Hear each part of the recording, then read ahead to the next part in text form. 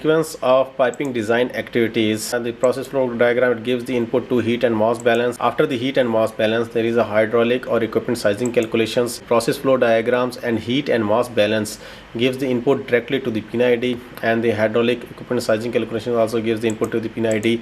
And then safety studies that we already studied in the previous slide, like HAZIT, HAZOP, QRA, SEAL, LUPA, and EHAZOP. EHAZOP is called the electrical HAZOP. Safety studies and the flow assurance, again it gives the input to PID. After incorporating all the input from these studies and the flow assurance in the PID engineering, what is the safety engineering? Safety engineering provides you safe distances between the different equipments. Like safety engineering belongs to each particular equipment that is going to be installed in a plant. So the safety engineering will provide you hazard related to that particular equipment, and what are the safety precautions we need to implement for the installation of that particular equipment. First of all, we have to prepare the key plan. Scale of the key plan, it's different in different scale of the project. For small scale project like 1:1500, or it could be different for the large scale project. First we have to prepare the key plan. In the key plan you will find the overall facilities, and after that there is a plot plan.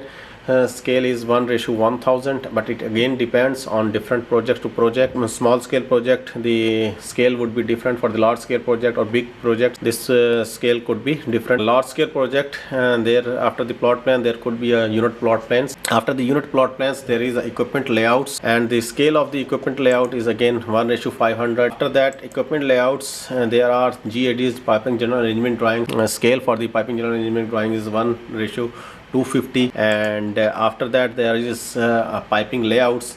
The scale of the piping layout is 1:50. After piping layout there is a stress analysis, and after the stress analysis there is piping isometrics.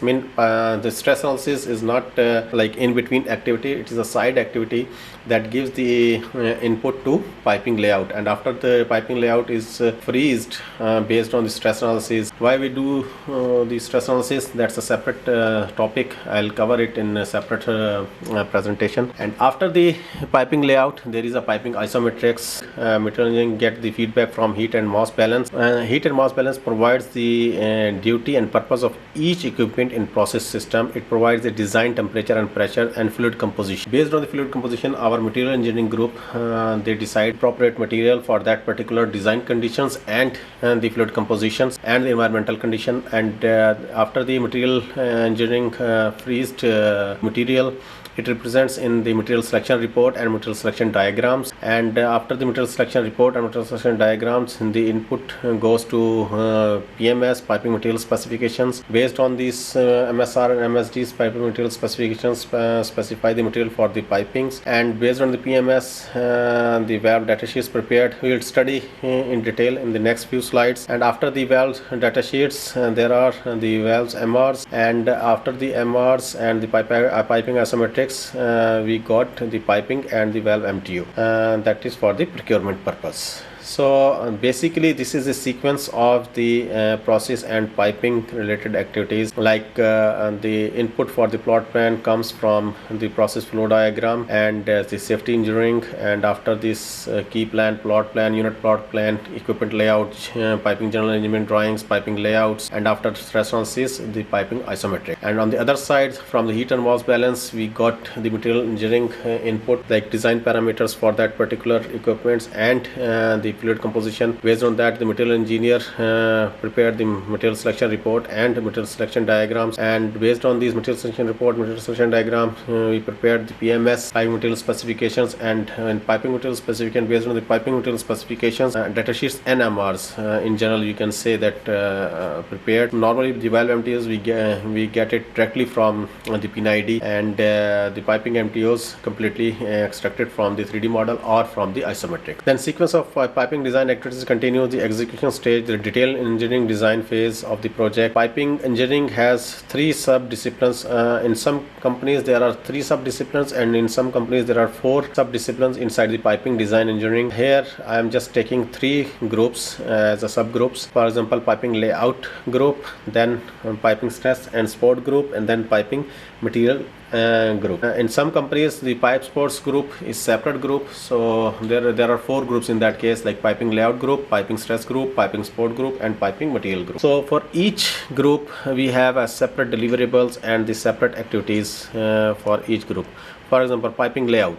Piping layout normally involves in key plans, overall plot plans or the unit plot plans, equipment layouts, piping general arrangement drawings, piping layouts, piping isometrics, interdisciplinary coordinations for the brownfield projects, time schedules, and hydrotask diagrams. These are the brief deliverables that piping layout groups normally deals in. Then after that, piping stress and sport group. In piping stress and sport group, stress analysis specification, and this is their responsibility to prepare the piping stress specification. Then stress critical line list they have to prepare. Then the seizure stress analysis, they have to perform the stress analysis on seizure. Then after that, they have to give this load data that they got it from the seizure for the pipe rack design to input to civil structural department. Then they have to give the input to pipe sports types and the location to piping group and to civil and structural department. Then data sheet for the hangers, constant spring hangers and variable spring hangers. There are 2 types of these hangers, constant spring hangers and variable spring hangers. And during the stress analysis presentation, we will discuss in detail about the constant and variable spring hangers. Then the stress and sport group, they have to prepare the stress reports for the calculation they have performed in seizure software. Then after that, they have to give the input to pipe sport group and the structural group, and then they have to prepare the pipe sport standards drawings. So piping material group, as we already discussed, they got the feedback from heat and mass balance. After that, they have to perform pipe wall thickness calculation, piping material, they have to prepare the piping material specifications, valve material specifications, valve data sheets, piping specialty item data sheets, material requisition. They have to perform the technical bid evaluations for the MRs they raised for each item, like for the valves and for the specialty items. Then they have to do the material takeoff that from 3D model or from the isometrics. After that, they have to do the vendor document review and the PMS put to the 3D model software, that is called the PDS. So they have to prepare the database for the 3D model software as well. So these are the sequence of piping design activities for the EPC stage of the project. Material engineering workflow and the deliverable. In material engineering group, the major deliverable is the piping material specification. So how to develop the piping material specifications? As we already discussed, the heat and mass balance will provide you the 2 basic things, design parameters and the fluid composition.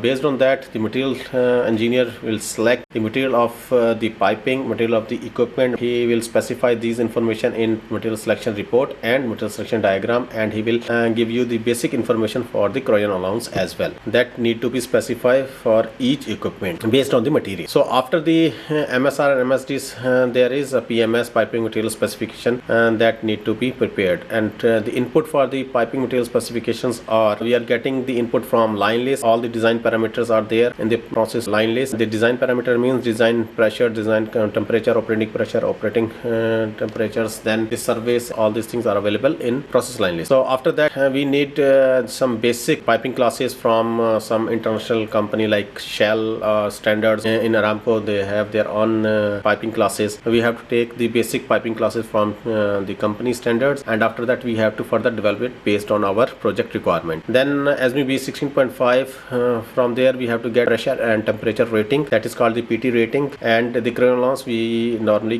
got it from the MSR or MSDs. So all these inputs goes to PMS. Then we have to develop the piping classes, and after the development of piping classes, and we have to perform the wall thickness calculation. So ASME B 16.5 will provide you the pressure and temperature rating, that is 150 rating or 300 rating. Then we have to develop the piping classes. For the development piping classes, we need material of pipe and fittings, corrosion allowance, valve trim material and the body material, and after that the flange face rating. We have to develop the branch table, valve details, the type of the valves, and ball valve, gate valve, globe valves, flanges, gaskets, fittings and bolt materials we have to specify, and the selection of the pipes schedule or the material. Material engineering workflow deliverable. Here in this slide you will see flow and the deliverable. So valve specification, first of all they have to prepare the valve specification, then valve data sheets, then valve MRs, then piping and valve MTO, and then they have to do the TBE for against each MR, and after the TBE the vendor document review will be there. Similarly, they have to follow the same sequence for the piping specialty items specifications, and then the data sheet for the specialty item, and then MR for the specialty items. After the MR there will be a TBE for each MR, and then vendor document review.